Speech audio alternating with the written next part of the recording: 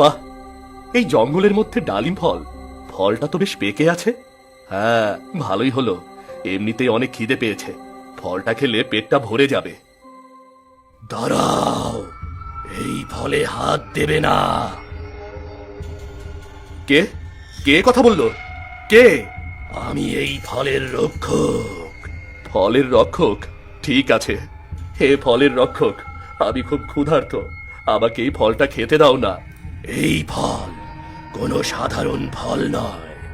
এই ফল খেলে তুমি অনেক শক্তিশালী হবে, কিন্তু তোমার মন থেকে ভয় আর ভালোবাসা দূর হয়ে যাবে। তুমি হয়ে উঠবে এক নির্দয় মানব। ভয়, ভালোবাসা, এগুলো দিয়ে আমি কি করব? ছোটবেলা থেকে মানুষের কাছে অবহেলিত হয়ে আছি আমি, আমার কারো প্রতি কোনো ভালোবাসা নেই, আর কাউকে ভয়ও পেতে চাই না। বেশ, তাহলে এই ফল এখন তোমার জন্য। এবার তুমি এই ফল খেতে পারো।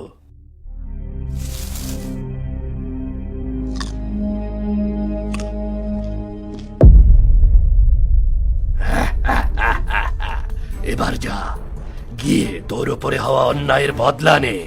আজ থেকে তুই এক শক্তিশালী নির্দয় মানব। তোর মধ্যে কোনো ভয়, ভালোবাসা কিছুই নেই। তুই চাইলে সবকিছু জয় করতে পারবি। যা।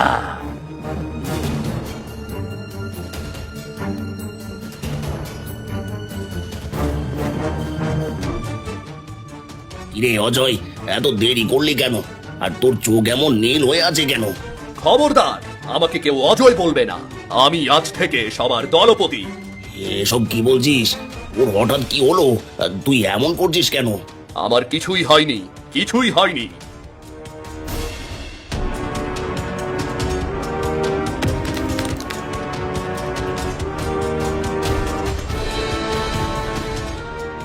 কাকা, অজয় ঠিকই বলেছে। আমি ওর মধ্যে যে শক্তি দেখতে পাচ্ছি, সেই শক্তি দিয়ে আমরা ওই জুলুমকারীদের উপর বদলা নেব। আজ থেকে অজয় আমাদের দলপতি।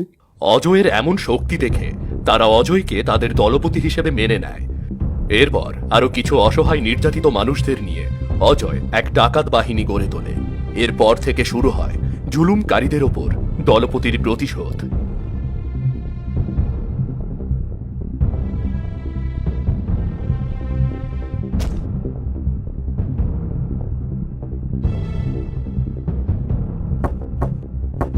কে কে এমন দরজা ধাক্কায়? কে?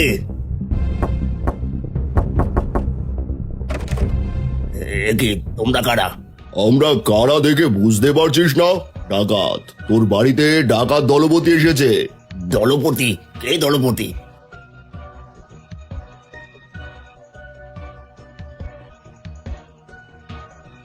তোদের এত বড় সাহস, তোরা আমার বাড়িতে ডাকাতি করতে এসেছিস? জানিস না আমি এই গ্রামের প্রধান?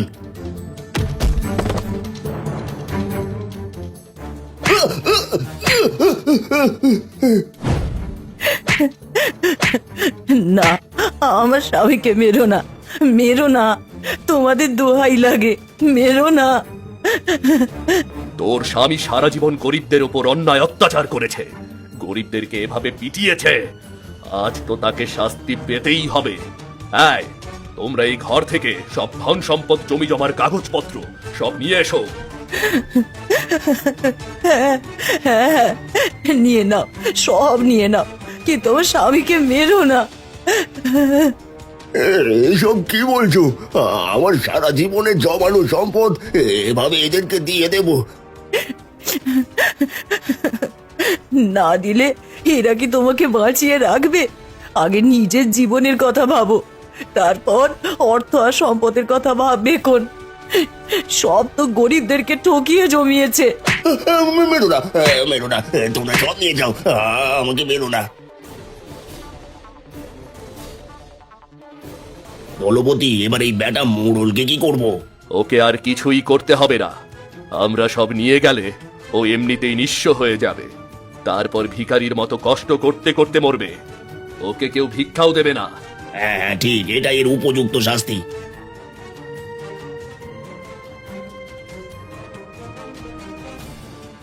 দলপতি, সব নিয়ে এসেছি, একটা পয়সাও রেখে আসিনি। এবার এগুলো নিয়ে চলো সব।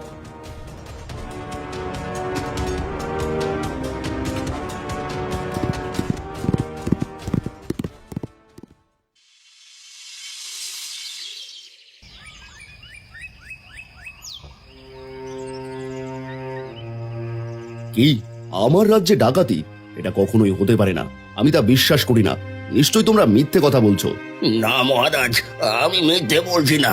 আপনার সামনে মিথ্যে বলার সাহস কার আছে? আমরা সব সত্যি বলছি। কাল রাতে ডাকাত এসে আমার জমানো টাকা পয়সা, সোনা দানা, জমির দলিল সব নিয়ে গেছে সব। হ্যাঁ মহারাজ, শুধু তাই নয়, সেই ডাকাতের দলপতিকে দেখে মনে হচ্ছিল সে অনেক হিংস্র, তার মধ্যে কোনো দয়া মায়া নেই। বেশ, আমি দেখছি কার এমন সাহস আমার রাজ্যে ডাকাতি করে। মন্ত্রী, দ্রুত গুপ্তচর নিয়োগ করো। কোথায় থাকে সেই ডাকাত দল আর তাদের পরিচয় কি, সবকিছুর খবর আমার চাই। যথা আজ্ঞা মহারাজ। যাও, এবার তোমরা যাও। আমি যত তাড়াতাড়ি পারি তোমাদের সব অর্থ ফিরিয়ে দেওয়ার ব্যবস্থা করব। মহারাজের জয় হোক, মহারাজের জয় হোক।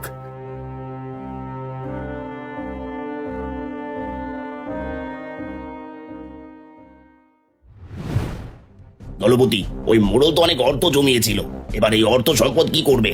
এই অর্থ সম্পদের জন্যই মোড়লের মতো মানুষেরা গরিবদের ওপর অন্যায় অত্যাচার করেছে।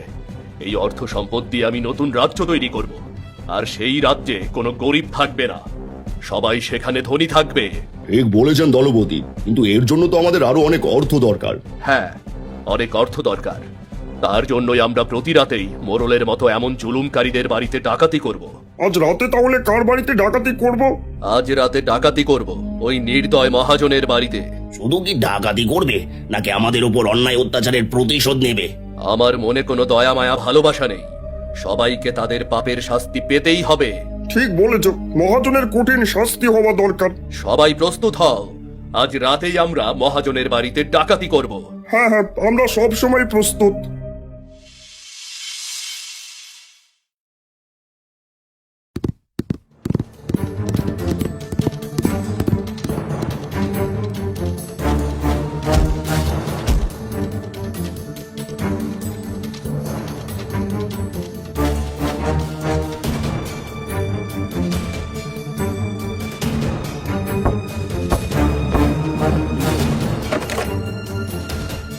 এ কি, তোমরা কারা?